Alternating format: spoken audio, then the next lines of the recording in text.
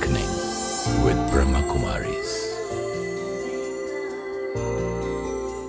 नमस्कार and a very warm welcome to awakening with Brahma Kumari. जिंदगी में हमने बहुत कुछ पाया, कई रास्तों से हम गुजरे हैं और इस पूरे सफ़र में हमने हंसते खेलते बहुत कुछ देख भी लिया। लेकिन कई बार ऐसा लगता है कि अंदर एक खालीपन है, एक एम्प्टीनेस है, कुछ कमी रह गई है और उसी कमी को तलाशने की कोशिश हमारी इस श्रृंखला में है कि वो खालीपन क्या है। क्या हमारी लो सेल्फ एस्टीम है? कहीं लगता है कि हम कम रह गए हैं। यही सारी बातें हैं जिन्हें आज हम तलाशेंगे अपनी इस कड़ी में, और इसमें बातचीत के लिए हमारे साथ हैं ब्रह्मा कुमारी सिस्टर शिवानी। आपका स्वागत। ओम शांति। ओम शांति सिस्टर शिवानी। बहुत कुछ हम बातें कर चुके हैं, ईगो को भी पहचान लिया था, सेल्फ अवेयरनेस की भी बात हमने कर ली थी। लेकिन अगर हम देखें तो कई बार लगता है कि कुछ नहीं है, खाली हैं हम, बहुत कहीं कुछ नज़र नहीं आता है। लो सेल्फ एस्टीम होती है, लगता है कि मुझ में ही शायद अच्छा नहीं है। क्यों होता है ऐसा सब कुछ? एक एम्प्टीनेस सा भी आ जाता है, एक जिसको हॉलोनेस कहते हैं, कि बहुत खालीपन है।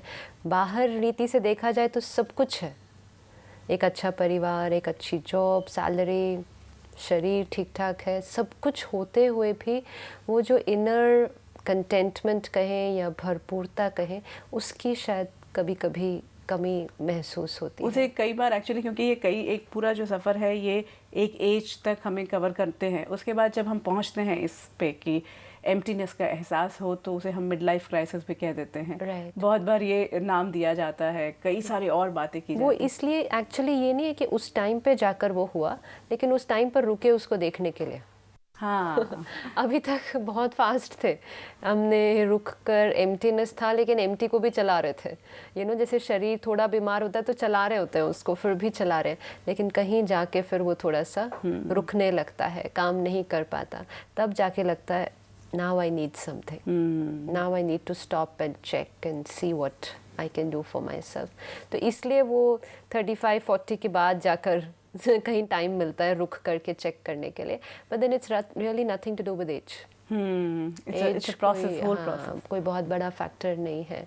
और एक होता है ना, धीरे धीरे धीरे वो बिल्डअप होता गया, तो जब एक वो लेवल पर पहुंच जाता है तब जाके भी एक रियलाइजेशन होती है। बचपन में पता नहीं चलता, क्योंकि बहुत सारे फैक्टर्स होते हैं जो वो सेल्फ एस्टीम को डेवलप करते हैं। एक्चुअली वही जो खालीपन की हम बात करते हैं, उसे भरने के लिए हम कई तरीके करते रहते हैं, भागते रहते हैं। कभी हम फिल्म देखने चले जाएंगे, कभी हम शॉपिंग, अगर वुमेन की बात करती हैं तो वो शॉपिंग पे चली जाएंगी। लेकिन समवेयर डीप वो जो खालीपन था, एक वक्त ऐसा आता है कि कोई भी चीज़ मायने नहीं रखती। तब फिर तलाश शुरू। सेल्फ एस्टीम अगर हम देखें तो सेल्फ एस्टीम आखिर क्या है? Because it's a word which is catching on, everybody is talking about it. आपके पास बहुत सारी आज किताबें हैं इस टाइटल को लेके, सेल्फ एस्टीम, लेकिन सही मायने में, और उसकी एक बहुत हाई डेफिनेशंस, बहुत कॉम्प्लिकेटेड उसकी एक्सप्लेनेशंस, लेकिन बहुत सिंपल रूप में अगर हम उसको एकदम सिंप्लीफाइड रूप में लें तो सेल्फ एस्टीम क्या है? It's simply put how I am feeling about myself at any particular time. इस वक्त मैं अपने बारे में क्या महसूस कर रही हूँ, दैट सेल्फ एस्टीम, और कुछ भी नहीं है। अपने बारे में मैं क्या फील करती हूँ, do I the feel good factor. Actually मैं कितनी बार ऐसे होता है, बैठे बैठे आप लो फील करने लगते हैं, कोई वजह नहीं है कि वो लो फील क्यों हो रहा है। बिल्कुल, but it's a process, actually it is a continuous process. लेकिन मोस्ट ऑफ द टाइम आज हम लो ही फील कर रहे हैं, और जितना लो फील कर रहे हैं उतना उसको बाहर से फिर कुछ ना कुछ करके, मतलब हम अंदर भरने की जगह उसको बाहर फिर एक प्रोजेक्शन के रूप में दिखाते हैं। और सबसे बड़ी बात जो छोटे बच्चों में जो आ रही है, बच्चों इन द सेंस की टीनेजर्स की अगर हम बात करते हैं, इनफैक्ट हमारे पास एक मेल है, इसको पहले हम ले लेते हैं कि ये हमें आया है नागपुर से, और ये एक मदर हैं जो कहना चाह रही हैं कि उनकी बेटी 14 साल की है। शी इज़, बिकॉज वो प्यूबर्टी में है, उनको शी इज़ प्लम्प, और वो इतनी लो सेल्फ एस्टीम उसकी हो गई है कि वो ना बाहर निकलना चाहती है। वो अच्छी खेलती, ये लिख रही हैं कि वो अच्छी भली थी, खेलती थी, पढ़ाई में भी बहुत अच्छी थी, लेकिन ग्रेजुअली क्योंकि उसने वेट इतना पुट ऑन कर लिया है, मैंने भी ध्यान नहीं दिया है, तो वो अब ना बाहर जाती है, ना किसी पार्टी में जाती है, ना किसी फैमिली फंक्शन में जाती है, किसी में पार्टिसिपेट ही नहीं करती, चुप हो गई है। तो मुझे समझ भी नहीं आ रहा इतनी बात करने के बावजूद भी कि वो कैसे निकलेगी। Right. It's again you know like very common thing. हाँ, लो सेल्फ एस्टीम और सही कहीं ना बात कहीं पीयर प्रेशर पड़ता है चारों तरफ। बिकॉज एक बहुत बड़ा कारण जो हमारे ये लो फीलिंग का है, इस तरह से खालीपन का है, क्योंकि हम अपने बारे में कैसा महसूस करते हैं इसको हमने बहुत ज़्यादा इस चीज़ पर डिपेंड कर दिया है कि हम बाहर से कैसे दिखते हैं। How I feel about myself today is based a lot on how I look. My looks are very very important today in general for लेकिन people. वो तो जनरली है, मतलब जनरली जो सब लोग हैं वो यही सोच रहे हैं कि मैं कैसी दिख रही हूँ। इनफैक्ट आज के दौर में अगर हम देखें तो एज नो बार हो गया है, यू नो लाइक पहले ये होता था कि चलिए 40-45 तक आते आते लोग जो हैं वो एक्सेप्ट कर लेते हैं कि ठीक है अब तो हम मोटे भी हो जाएंगे या ठीक है हम बूढ़े लगने लग गए हैं। अब तो लेकिन वो भी नहीं है। अब तो they have become so conscious, मतलब हेल्थ को लेके हेल्थ क्लब्स चल रहे हैं, वेट लॉस का पूरा, ब्यूटी कॉस्मेटिक सर्जरी, इतना कुछ हो गया है। अब तो और ज़्यादा अवेयरनेस हो गई। तो health conscious is okay, that's one part, क्योंकि वो आपको अपने शरीर को स्वस्थ रखना है। लेकिन जहाँ तक एक मतलब नीट एंड क्लीन दिखना भी बहुत इम्पोर्टेंट है, not because how I look but how I feel. I should be neat clean and tidy, but how I feel, मैं अपने बारे में कैसा महसूस करती हूँ, can not be based on how I look. क्योंकि लुक्स जो है, आज शरीर कैसा है दिखने में, वो एक टेम्प्रेरी चीज़ है ना। आज अभी है, कल नहीं। अभी बिल्कुल ठीक है, चलते चलते एक्सीडेंट हो गया, हाथ कट गया, पाँव कट गया, तो क्या करेंगे? I will be absolutely shattered, क्योंकि it was based on how I look. आज ठीक है, 40-45 के बाद क्या? It will be based on how I look. तो सबसे इम्पोर्टेंट चीज़, everybody wants to be beautiful and which is good. You know, किसी से भी आप पूछिए आप इतना सब क्यों कर रहे हैं, इतनी मेहनत करते हैं अपने आप को, say I want to look beautiful. लेकिन जब वो आए समझ में आ जाएगा, तो वो लुक ब्यूटीफुल, सुंदर लगने के लिए हम क्या कुछ नहीं करते, शरीर को क्या से क्या बनाने की कोशिश कर देते हैं। कई बार तो असली चेहरा बिल्कुल छुप जाता है उसके पीछे। आज मतलब शरीर के एक एक अंग की हम सर्जरी करवा सकते हैं, so that it is perfect. We want to look beautiful and perfect. ये एक मतलब एक हमने एक मान्यता, एक बिलीफ बना लिया है कि when I am beautiful and perfect I will feel good. But then when I understand the I, कि who am I, is that I beautiful and perfect. अभी जो हम कर रहे हैं वो हम अपने शरीर को ब्यूटीफुल एंड परफेक्ट बना रहे हैं, क्योंकि अभी तक हम ये मान रहे थे कि I is this body. But now it's more important is कि नहीं कि ये शरीर ब्यूटीफुल और perfect, but it is I, मैं जो हूँ, मैं ब्यूटीफुल एंड परफेक्ट हूँ कि नहीं। पर सोल तो is like we always say is beautiful and या perfect. So now we know that it's always beautiful and perfect. So तो जब ये समझ में आ गया, जैसे आपने कहा कि लेकिन मैं तो हूँ ही ऐसी, अभी right now it's a realization कि मैं तो ऑलरेडी ब्यूटीफुल एंड परफेक्ट हूँ, तो फिर इतनी मेहनत किस लिए, क्या करना है? Now it's important I understand कि I am beautiful and perfect, I the soul am beautiful, I am perfect. तो फिर ये सारी मेहनत किस लिए हो रही है कि नाक को इधर से इधर करना? अच्छा, ये हम ब्यूटी की बात के साथ साथ एक और I would like to take a mail actually, जो एक मदर का है। And again mothers actually, but for that girl also जिसका हमारे पास वो आया, it's in her case she has withdrawn herself from people. It's because she feels के I am not looking good. तो वो उन्हें अपने आप को रियलाइज़ करना पड़ेगा कि ठीक है, हेल्थ पॉइंट ऑफ व्यू से she needs to work on her body, but it's more important not कि वो दिखने में कैसी है, लेकिन वो एक किस तरह की एक कॉन्शियस जो एनर्जी है उसकी क्वालिटी ज़्यादा इम्पोर्टेंट है। She can be nice, she can be happy, she can be you know lovely with people, she can give love and peace to everybody. तो इट्स नॉट अबाउट फैट और thin. Here I want to ask you something, Sister Shivani, कि देखा ये गया है कि जो apparently खूबसूरत नहीं है, जो गोरा नहीं है, खासकर अगर हम भारत में देखते हैं, या जो यू नो स्मार्ट नहीं है, पतला नहीं हाँ, है, पतला मोटा नहीं है, है, यू नो smart नहीं, हमने हाँ, ये जो बिलीफ बना दिया तो है, उन्हें ज़्यादा एफर्ट करने पड़ते हैं, ज़्यादा अच्छा बन के रहना है। आपने भी तो यही कहा अभी कि आप लोगों के साथ अच्छे रहिए, आप लोगों के साथ ठीक व्यवहार कीजिए, आप अपने अंदर कोई और टैलेंट, इसका मतलब कोई और इन द सेंस से, क्योंकि पीयर प्रेशर या पूरा समाज में ये एक्सेप्टेड है कि अगर आप खूबसूरत हैं, अगर आप पतली हैं, अगर आप यू नो स्मार्ट हैं, तो ये तो आपका एक प्लस पॉइंट है। नहीं, लेकिन ये हम लोगों के लिए नहीं कर रहे हैं। आप ये पहचानिए कि आपकी जो विशेषता है वो आंतरिक है, वो इंटरनल है, वो आपकी क्वालिटी है, वो आपकी वर्च्यू है। और जब आप वो सुंदरता को पहचान लेंगे तो लोग आपके शरीर को देखकर आपके नज़दीक या आपसे दूर नहीं होंगे। अभी हम क्या फील करते हैं कि जितना दिखने में हम अच्छे होंगे तो लोग हमारी तरफ आएंगे, हमारे दोस्त लेकिन बनेंगे। क्या ये सच्चाई नहीं? नहीं, ये अपने ऊपर डिपेंड करता है। आप देखिए, आप 5 मिनट किसी से बात करेंगे, पहली बार जब आप किसी से मिलते हैं तो शायद आप उनके बाह्य स्वरूप को देखकर बहुत इम्प्रेस हो जाते हैं एंड आप फर्स्ट टाइम उनसे बात करना चाहते हैं। 10 मिनट उनसे बात करने के बाद अब फर्स्ट इम्प्रेशन या फर्स्ट लुक कितना ज़्यादा मायने रखता है उसके बाद।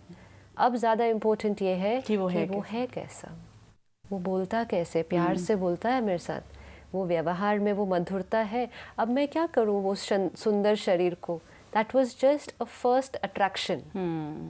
लेकिन एक रिलेशनशिप या किसी का आपको स्वीकार करना, आपको रिस्पेक्ट देना, वो बहुत ज़्यादा बाह्य लुक्स पर नहीं हो सकता है। इनफैक्ट इस चीज़ को हम बना लेते हैं बिलीफ। तो हम ये सोचते हैं कि दूसरे हमारी तरफ उसी चीज़ के लिए आएंगे, but it's not true at all. If you have that beauty inside, the whole world is with you. Somewhere that beauty actually lies in the eyes of the beholder. नहीं, that is of course a different aspect, but most important is कि वो एक energy है और energy ही energy को आकर्षित करती है। क्योंकि दूसरा भी तो एक एनर्जी है, वो उस एनर्जी की तरफ ही आकर्षित करेगा। ये शरीर है क्या? It's just like matter. जैसे हम एक सुंदर पीस ऑफ फर्नीचर को देखते हैं, एक बार जब पहली बार देखते हैं वी से wow it looks good, but that's all. उसके बाद हम देखते हैं कि वो कितना कंफर्टेबल है। अगर वो लुक गुड बहुत अच्छा है लेकिन वो कंफर्टेबल नहीं है तो शायद वो मेरे कोई काम की चीज़ नहीं है। And then we start cribbing, if we buy that and even if it's beautiful, we don't like it. So that first look is just a temporary thing.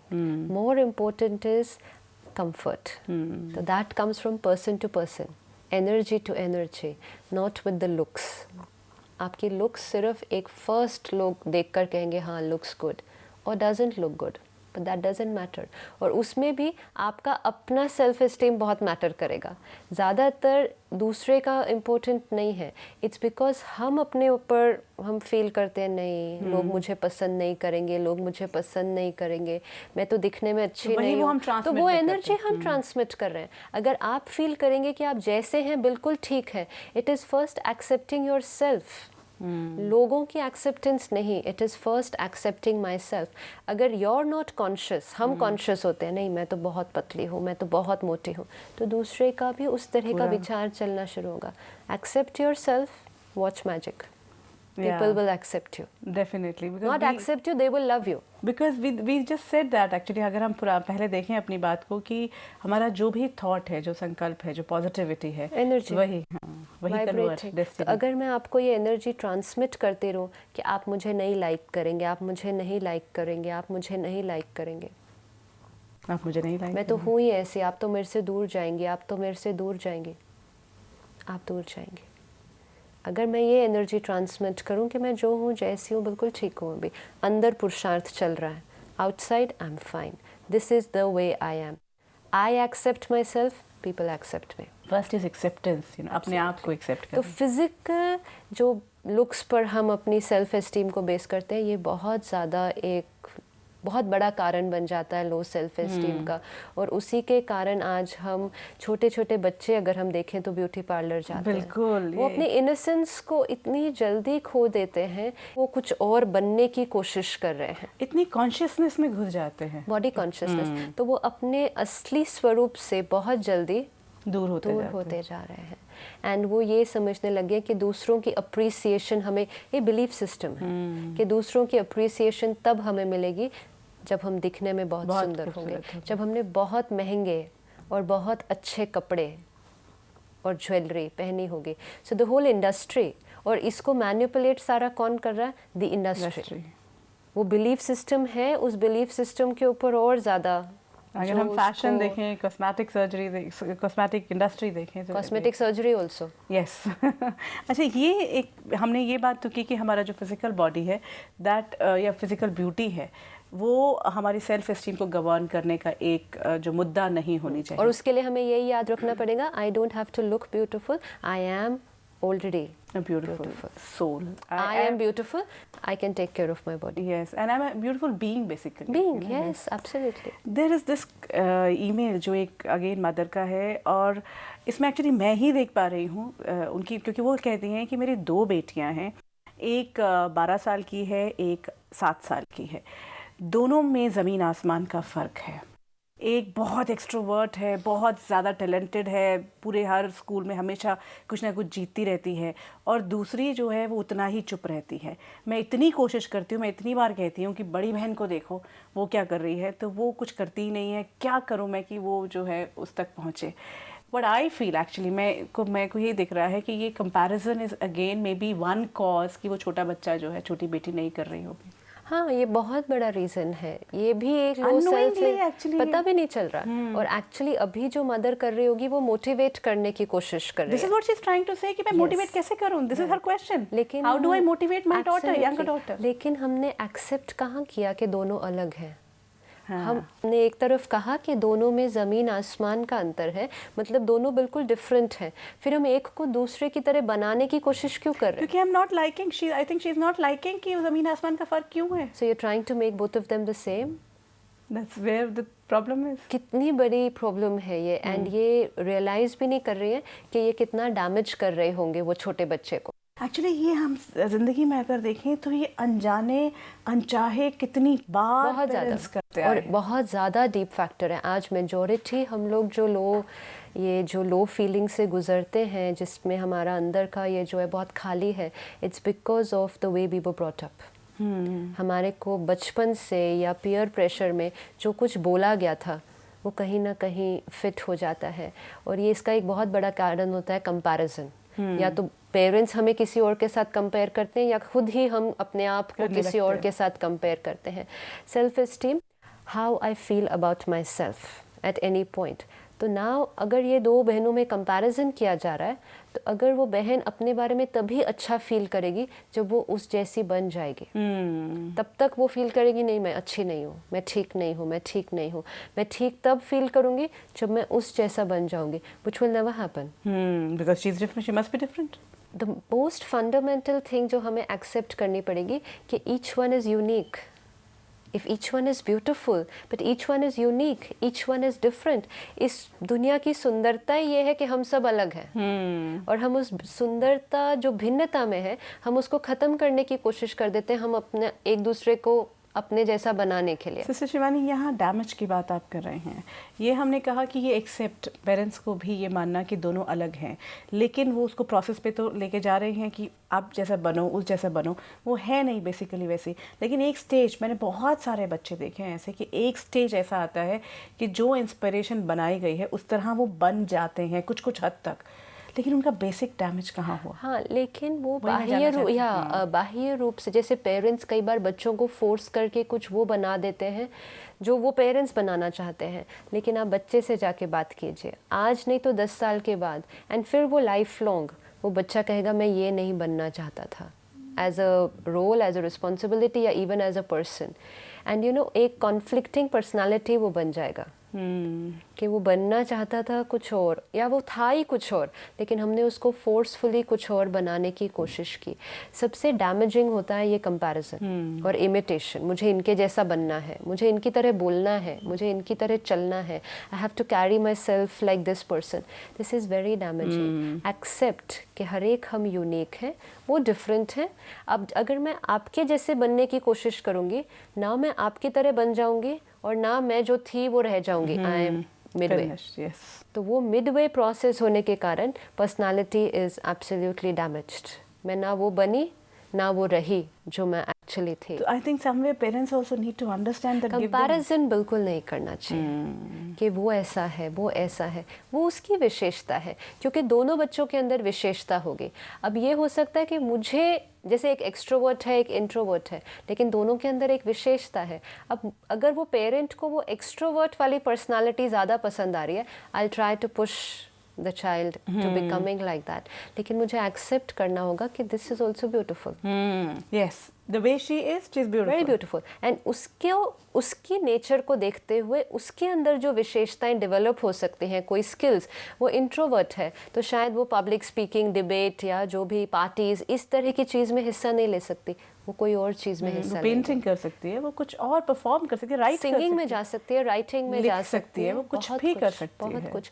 लेकिन क्योंकि हम उसको उस तरह बनाने की कोशिश करते हैं, वो तो बन नहीं सकेगी, दैट्स फॉर श्योर। लेकिन हम उसके भी टैलेंट को और उसकी भी विशेषता को और कहीं ना कहीं अगर ये जब मैं सोच पा रही हूँ ये कि ये देखा बहुत गया कि अगर ये एक ही स्कूल में हुई और अगर तो टीचर्स जो हैं वो भी कंपेयर करते होंगे पक्का, क्योंकि एक क्लास से गुजरेंगे और फिर नेक्स्ट क्लास में जाएंगे कि अपनी बड़ी बहन को देखो वो कितना अच्छा करती है। तो ये पूरा क्योंकि अगली मेल जो है वो मैं यही ले रही हूँ पीयर प्रेशर की। एक निशांत हैं, दिल्ली से ही हैं और 9th क्लास के स्टूडेंट हैं। वो ये कह रहे हैं कि मेरी मम्मी ने मुझसे प्रॉमिस लिया था कि मैं कभी चैट नहीं करूँगा और इंटरनेट पे मैं काम करता हूँ बहुत ज़्यादा, मैं गूगल में सर्च करता हूँ, मेरे को बहुत, I am an intelligent boy कहा जाता है मुझे कि मैं बहुत अच्छा पढ़ता भी हूँ, लेकिन मेरे क्लास के सारे जितने भी फ्रेंड्स हैं वो ऑर्कुट पे चैट करते हैं। मेरा बहुत मन करता है, लेकिन एक तरफ मम्मी, मुझे लगता है कि मम्मी ने मुझे जो है मुझसे प्रॉमिस लिया हुआ है, तो कैसे मैं मम्मी का प्रॉमिस तोड़ूं। और दूसरी बात ये कि अगर मैं नहीं जाता हूँ चैट पे तो मुझे सारे लोग हंसते हैं, सारे क्लासमेट्स जो हैं वो ऐसा करते हैं कि I feel very low, I feel very low, मतलब मुझे लगता है कि क्या मैं मम्मी का प्रॉमिस तोड़ दूं, लेकिन मन नहीं करता। तो it's like again a peer pressure actually. सही बात है, पीयर प्रेशर और पब्लिक ओपिनियन। हाँ, कि मैं जो है वो लो हूँ, लो सेल्फ एस्टीम में चला गया हूँ। जो लो हमारी सेल्फ एस्टीम बहुत ज़्यादा, बहुत मतलब ये फंडामेंटल होगा, बहुत ज़्यादा इस बात पर आधारित है कि लोग मेरे बारे में क्या सोचते हैं। इमिटेशन भी करते हैं, नकल करते हैं। इमिटेशन तो एक हो गया, जैसे हमने कहा कंपटीशन, इमिटेशन, कंपैरिजन, ये तो एक एस्पेक्ट हो गया, ये फिर भी माइल्ड है। लेकिन सारी जीवन हम इस में ज़रूर चलते हैं, लोग मेरे बारे में क्या सोचते हैं, मैं जो कर रहा हूँ वो लोग अप्रूव करते हैं, मैं जो कर रहा हूँ वो लोगों को पसंद है। तो अगर लोगों को पसंद है, तो लोग मुझे रिस्पेक्ट करते हैं, तो मैं ठीक हूँ। It doesn't matter if it's all wrong.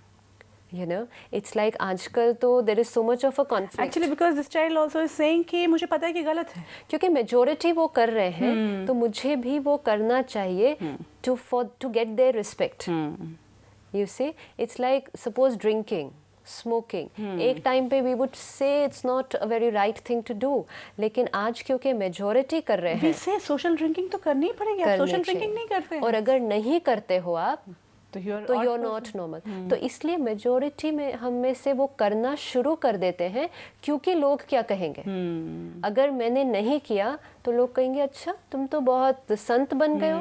ये जो रिमार्क हमें दूसरे से मिलेगा, मतलब नहीं ड्रिंक करना मेरी विशेषता थी, लेकिन दूसरे के कमेंट के कारण मैं अपनी विशेषता छोड़ने के लिए रेडी हूँ। अच्छा आप तो बहुत सीधे हो, ये तो बहुत ढोंग है, आप संत हो, क्या बनने की कोशिश कर रहे हो, you know whatever kind of comments that come from people, सिर्फ उस चीज़ को नहीं सुनने के लिए और वो उनके जैसा उनकी अप्रूवल लेने के लिए हम करना शुरू कर देंगे।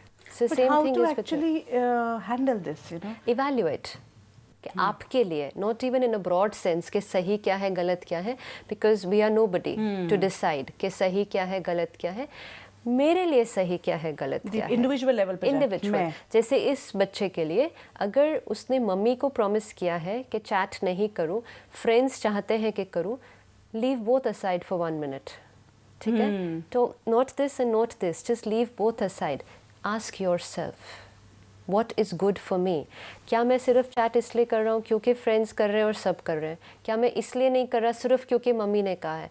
तो दोनों ways I am not going to be happy, you know? क्योंकि दोनों में ही मैं गवर्न किसी और से हो रहा हूँ, and we don't like that. तो मुझे अपने आप से दोनों चीज़ों को समझना पड़ेगा। मेरी मम्मी मेरे लिए अच्छा ही सोच रही होंगी, तो वो किस लिए कह रही हैं, थिंक अबाउट इट। बहुत सारा मेरा टाइम वेस्ट हो रहा है मैं कुछ और कर सकता था उतनी देर में, कोई बहुत मीनिंगफुल कॉन्वर्सेशन नहीं निकल रही है, मुझे ये भी नहीं पता मैं किससे बात कर रहा हूँ। इससे अच्छा ये ना होता मैं कोई जाकर एक्चुअली लोगों से बात करूँ। तो मैं एनर्जी से बात करने की बजाय एक मशीन से बात कर रहा हूँ। क्यों? Why am I moving away from energy? It will affect my personality. तो ये सब चीज़ें अगर मैं एनालाइज करूँ, then I take a decision, I will not chat. And फिर जब वो मेरा अपना डिसीजन होगा सोच के रियली, फिर मुझे ये नहीं फ़र्क पड़ेगा अगर the whole world, forget just a few friends, अगर सारी दुनिया एक तरफ है और कहती है कि चैट करना चाहिए, लेकिन मैंने फील किया मेरे लिए it's not important. So finally, actually, if we look at it, we come down to this solution, this result, that self-esteem actually majorly depends upon our again inner stability. Right, absolutely. मैं decision में लेने की जो power है मुझ में. Self-esteem cannot be based on anything external. अभी जो हमने 2-3 बातें ली, हमारी how I feel, it's based on how I look. तो वो भी temporary है, मोटे पतले whatever, काले गोरे whatever. Self-esteem second was based on how I want to be, कि दूसरे की तरह हम बनना चाहते हैं, then I will feel good. And third, self-esteem was based on लोग मेरे बारे में क्या सोचते हैं. मतलब सोचने की बात है कि सारा दिन में या एक जीवन में हम कम से कम 1000 लोगों से मिलते होंगे, कम से कम. अब 1000 लोगों का ओपिनियन तो मेरे बारे में अलग अलग होगा ना. अच्छा, हम बहुत सारे इम्पोर्टेंट लोगों को भी ले लें, लेकिन उनकी सोच के अनुसार, उनकी परसेप्शन के अनुसार उनका मेरे बारे में ओपिनियन होगा. और वो एक्चुअली ओपिनियन क्या है मैं उनके माइंड में घुस के चेक भी नहीं कर सकता. और आपका ओपिनियन मेरे बारे में क्या है, you are allowed to have that opinion. Actually, I also cannot say आप मेरे बारे में ऐसा क्यों सोचते हैं. अच्छा, और सबसे बड़ी बात है वो मेरी पर्सनालिटी का ट्रेट है. Right. वो मेरे अपने इनर सेल्फ का एक पोर्ट्रेयल है. I could be wearing a white sari, लेकिन अगर आपने काला रंग का चश्मा पहना है तो आपको ये white नहीं दिखने वाली है. और अगर अब आप मुझे आकर कहो कि आपने काले रंग की साड़ी पहनी हुई है and I believe you, then I am wrong actually. Absolutely. Because I have to understand that I am the white. मुझे तो याद रहना चाहिए ना, मुझे तो पता होना चाहिए कि I am wearing a white sari. Again यहाँ पे सेल्फ अवेयरनेस बहुत इंपॉर्टेंट हो जाता है. अपने आप की अगर पहचान होगी, अपनी रिस्पेक्ट होगी, तो फिर दूसरे का राय आप सुनेंगे, लेकिन हमेशा दूसरों के ओपिनियन की तरह बनने की कोशिश नहीं करते रहे. बहुत सुंदर सिस्टर शिवानी की कहीं ना कहीं ये 3 बातें जो सामने आई कि हमारी जो लो फीलिंग जो है कहीं ना कहीं लाइक वी फील की पिट में ना, स्टमक के पिट में like we going down, so that all depends because हमने उन्हें एक्सटर्नलाइज कर दिया है सभी फैक्टर्स को. तो कहीं ना कहीं self awareness again comes plays a very important role और सेल्फ एस्टीम उस पर बहुत डिपेंड करती है. Thank you so much. आपके पास भी कोई सवाल है, कोई ऐसी बात है जो आप हमारे साथ शेयर करना चाहते हैं, आप हमें फ़ोन कर सकते हैं या ईमेल द्वारा भी संपर्क कर सकते हैं. If you wish to discuss your problem or have a question to ask or want to know your nearest Raj Yoga Meditation Center, call us on 09999744555. तो फिर अवेकनिंग विद ब्रह्मा कुमारीज में आज इतना ही. अगली कड़ी में अपने बारे में कुछ और जानने का प्रयास करेंगे. तब तक के लिए इजाज़त दीजिए. नमस्कार. Om Shanti Om. I'm a peaceful soul. Om Shanti